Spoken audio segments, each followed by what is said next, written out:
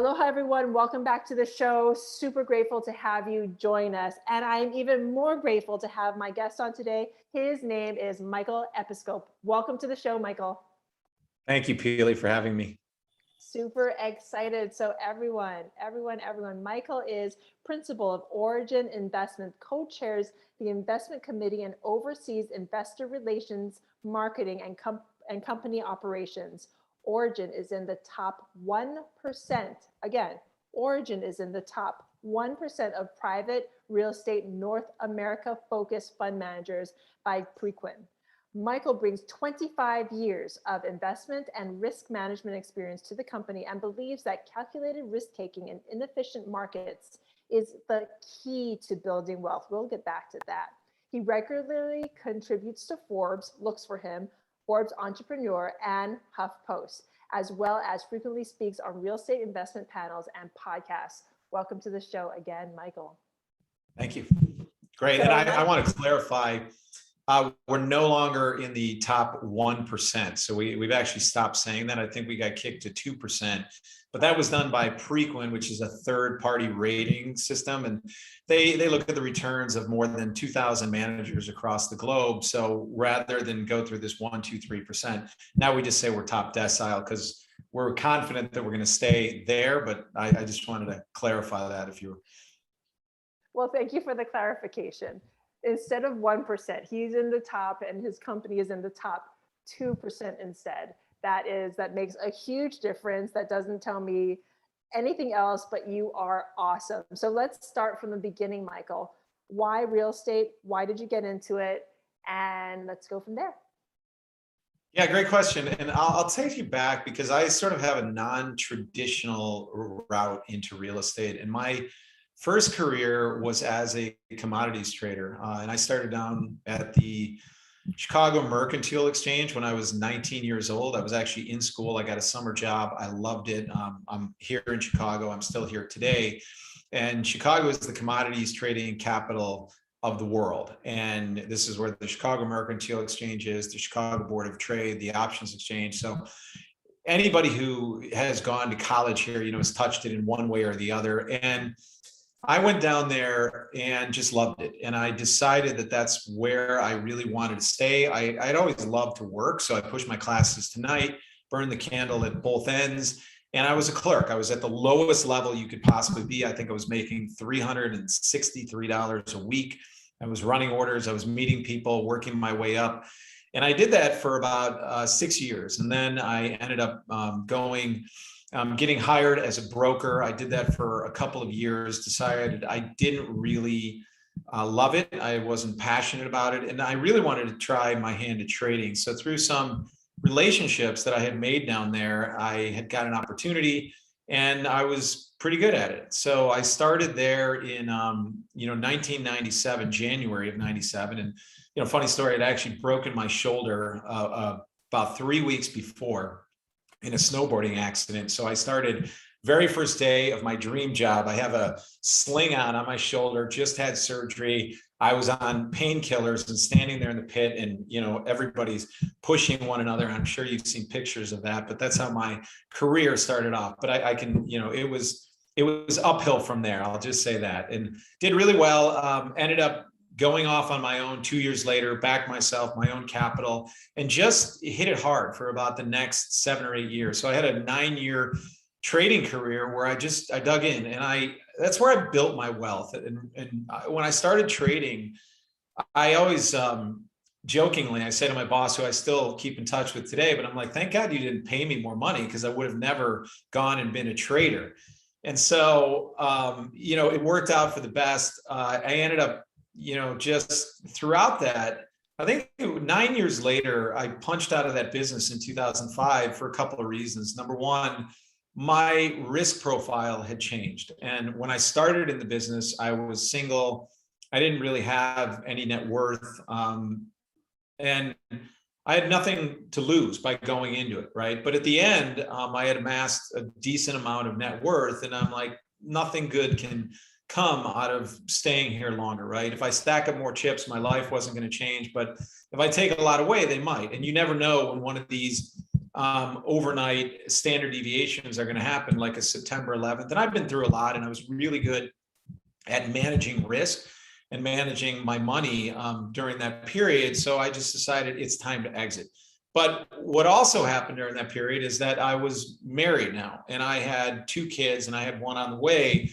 And I had people who relied on me, and it was very different. And so I was just kind of, I'd been down there since I was 19. I was 35 or 36 at the time, and I was tired and I wanted to try something new.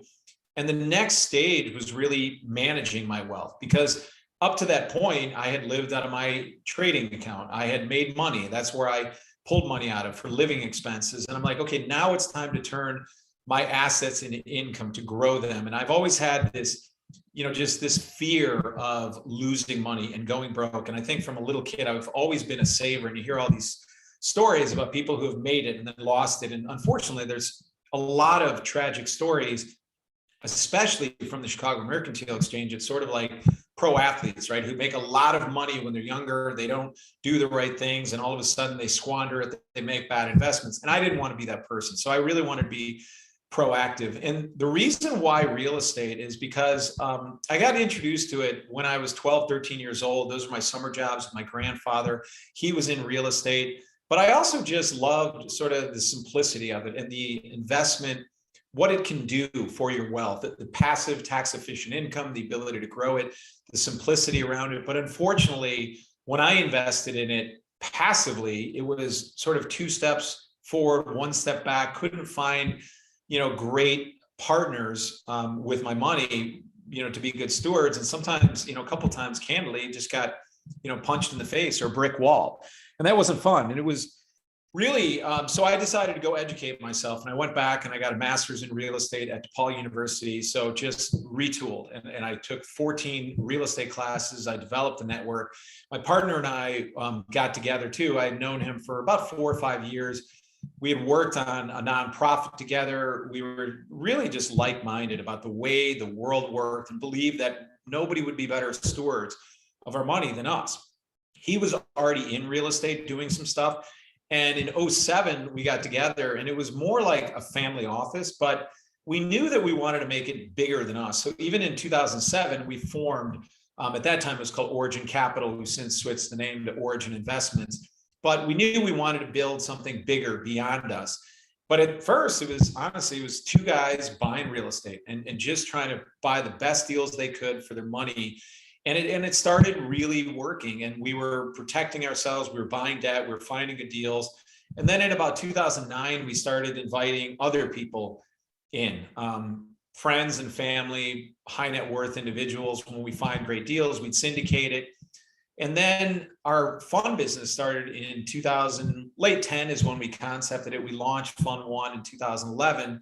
And that was really an opportunistic fund, because that's what the environment was at that time. And we've just grown organically since then. But the whole thing that drove us and still drives us today is building that institutional platform for the individual investor. And what I mean by that is having an institutional quality team, people who really understand real estate, how we underwrite, evaluate deals, the PPM, all the terms in there, the fees, the client service. Because when you think about what an institution is able to command when they're putting 20, 30, 40, 50 million dollars in a fund, it's very different than when somebody's putting in $100,000 or $200,000.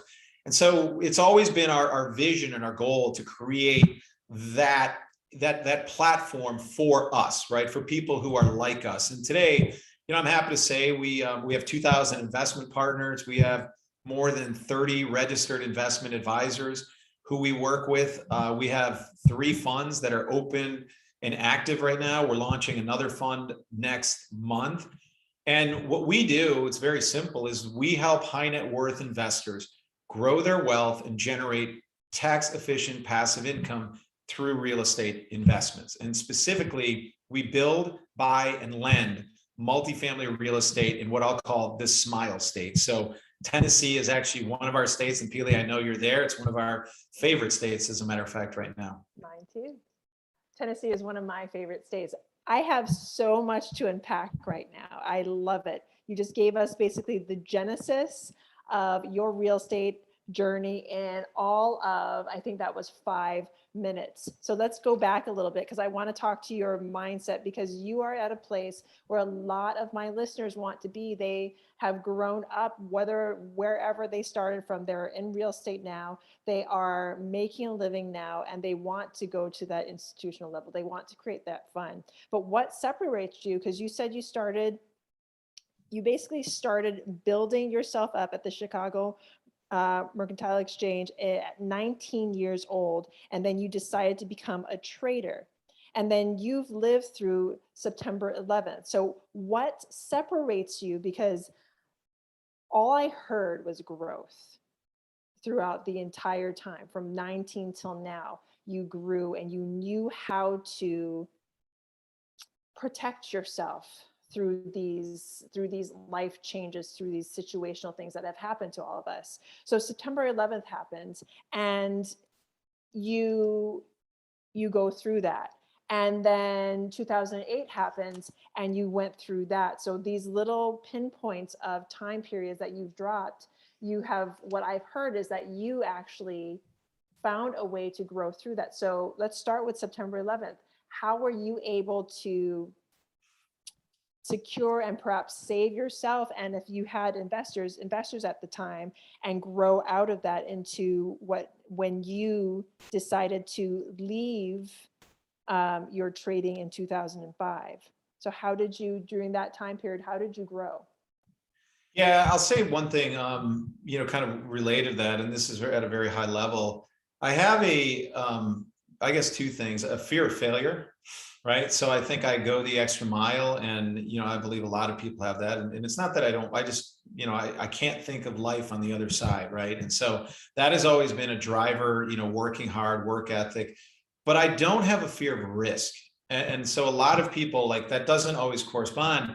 And I don't know why. I don't know if I have but I always tell people, when I was a trader, I never thought about the money, and I just didn't. I just went in there making good trades and competing against others. And I didn't, when things got out of hand, I knew, like, I had to cut my losses and be done and start over and do it again. And it's like any business out there, whether, or investment strategy, it's the law of large numbers, and you're going to lose on some investments out there. But over the long run, if you make good choices over and over and over and over, you're going to do well, right? And part of the good choices is just risk management, diversification. Now, that was like 2001, and there were plenty of other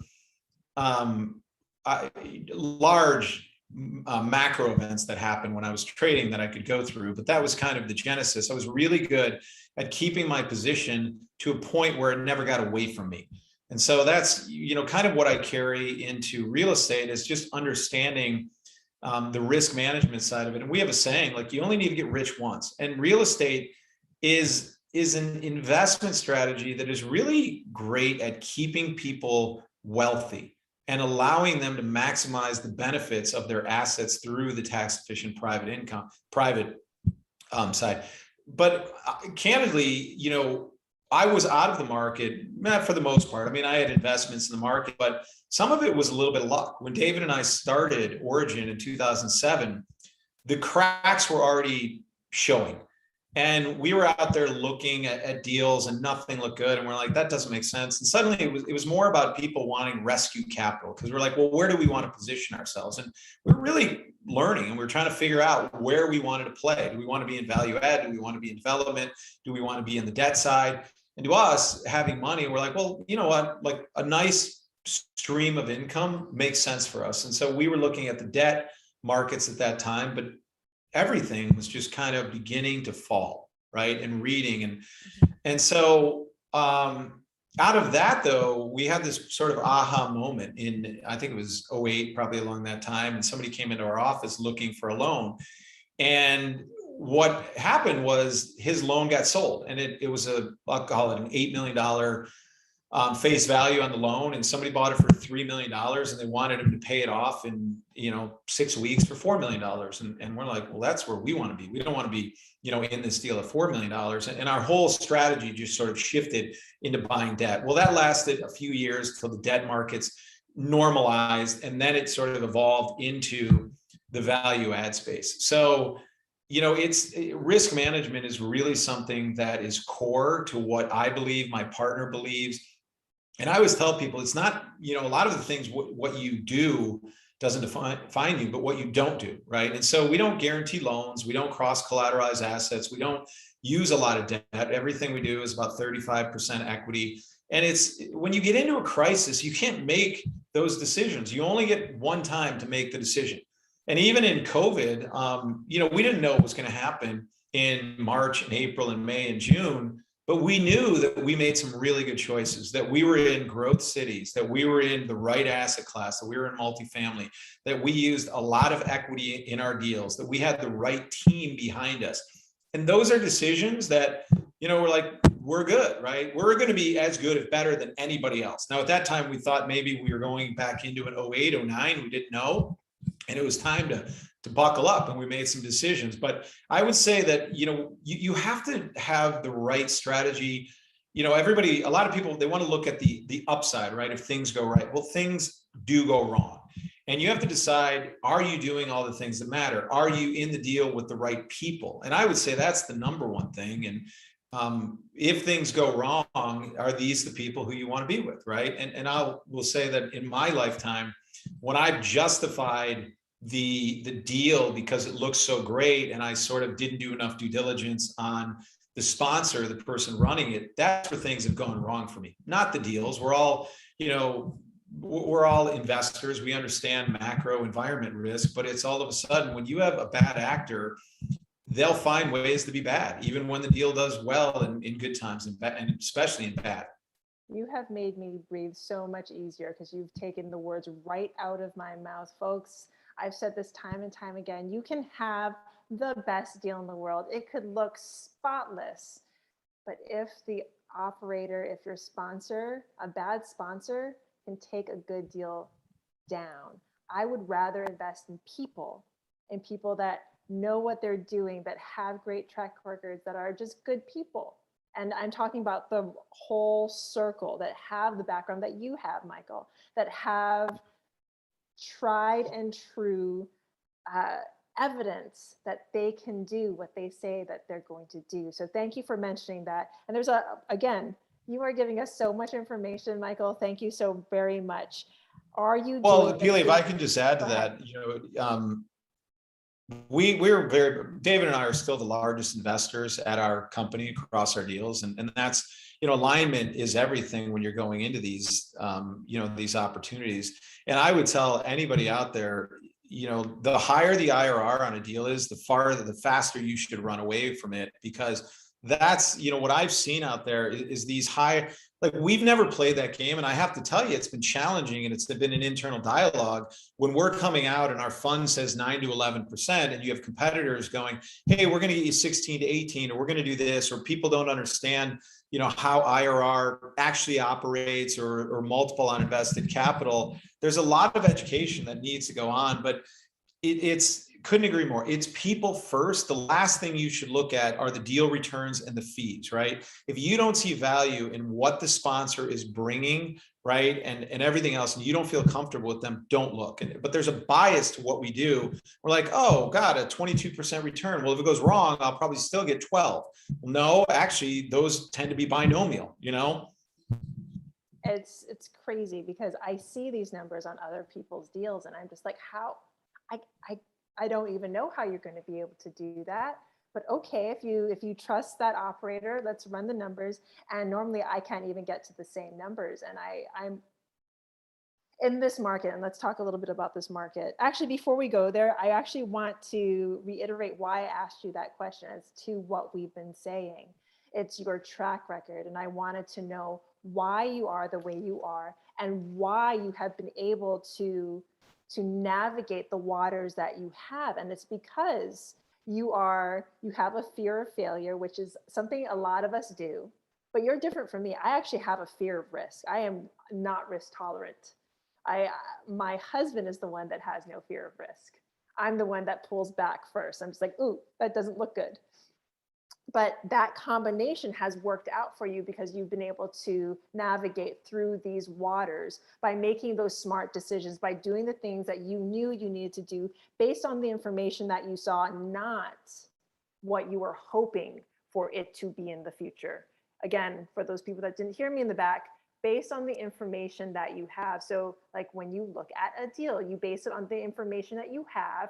You don't base it on the future returns. Base it on the information that you have. So Michael, thank you for jumping into that and letting us dive into a little bit about why you are the person you are today and why you are somebody that somebody would want to put their hard-earned funds into.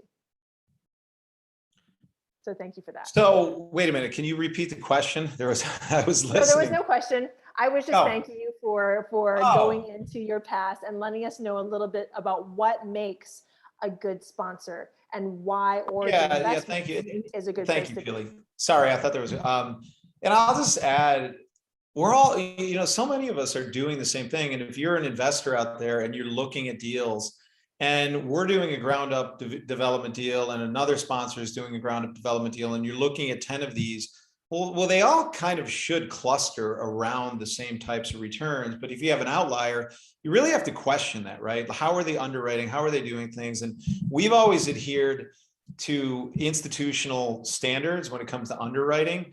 And all that means is that, like, I look at risk. Trust me, when I say that I'm willing to take calculated risk. But when we are at our credit committee meetings, I dial into all the areas where we can lose money, right? And if all of those can be solved, right, to a reasonable degree, and you've eliminated all the objections, then, like, you have no choice left but to say, okay, like, it's good real estate. I trust our team. They've done a great job underwriting it. We stress tested it. But, at some point, if you want to make more than 2% on your money, you have to take risk, right? There's no such thing as a free lunch in investing. But that's also why we have just a prolific deal funnel, and we'll look at, more than 500 to 1,000 deals a year, so we can get down to those 12 to 15 that we might buy, right? And looking at that universe and understanding those risk-adjusted returns across different cities, across different assets, across the capital structure, I think that gives us a distinct advantage. And that's just how my partner and I have set the firm up, because we don't want to be beholden to even one strategy. We want to be able to be tactical. So in today's market, we're not doing anything in the value add sector because value add to us doesn't make sense logically. Value add is trading an existing project that's 10 to 15 years old, is actually trading above replacement cost. And then when you put $10,000 or $15,000 per unit in it, and then you have to assume that you're going to get a premium on top of all that, well, now you're $50,000 above today's replacement cost. Basis matters. We don't want to be there. We're building and we're lending in today's market, and those are the only two things. And if the market continues to go our way, building, the margins are only going to be that much better. And lending is just a way to protect our money. So tell me a little bit about what you're offering to investors right now. You said you have a prolific deal funnel, which is not something that I hear quite often, because normally I have to question that, because a lot of the people I've talked to, they say, deals are kind of hard to come by. They're having a hard time getting deals. They're having a hard time, ... fill in the blank. Yeah. How are you able to source deals? And how are you able to help more investors that way? So I would agree with the other sponsors. It's impossible to find Core Plus. Oh, I think I just went off there. Am I still on? Okay, that happened. I don't know. Did that happen on your end? My camera just clicked off for some reason. Sound check, please. Check. There we go. I just needed to give my guys a little bit of time to go back and edit this out. Thank you. Go ahead. We're not doing anything in that middle bucket that I talked about, build, buy, or lend. And there are exceptions to the rule. And candidly, we haven't looked at a value add deal in over a year and a half, 18, 20 months. We do have one on the table. Very interesting deal. It was tied up by a sponsor 6 months ago. It is a deal that is being bought out at certificate of occupancy. So it's a ground up development. And that's one that we can't ignore, because it looks like we're getting about a $25,000 per unit edge in something like that. So I absolutely agree that deals are very, very difficult to find out there, if not impossible for us. So where we've decided to focus is in the ground up side. And the ground up side gives us a distinct advantage. First of all, entering markets. You're in Tennessee, you know how hot it is down there. If we wanted to go down and start competing for deals that were core plus and value add, you're going to get 25 people at the table. And that project is going to get bid up to points that just don't make sense anymore. And it doesn't. This is why we're going into ground up development, though, because we're working with sponsors, we're helping them with general partner capital, taking down land, doing a lot of things, but getting in to the funnel much earlier and upstream. So we have this pipeline of opportunities. And to us, our funds are more buy, fix, and hold rather than buy, fix, and sell. So the ground up opportunities are more of a build to core. And it's a better way for us to get into a market like Tennessee, Austin, Phoenix, places like that, where prices have just gone out of control. Right now, we have more than 3,000 units under construction. So when I talk about, prolific deal flow, it's almost entirely in the ground up development side. But the other side of the equation is our preferred equity program. And oftentimes, if we're still out there, we're actively looking at deals, core plus, value add deals. And if we can't make the numbers work, a lot of sponsors will come to us asking us for debt, preferred equity, to bring the leverage up from 65 to 80%. Could be on a development, it could be on a stable kind of a value add deal.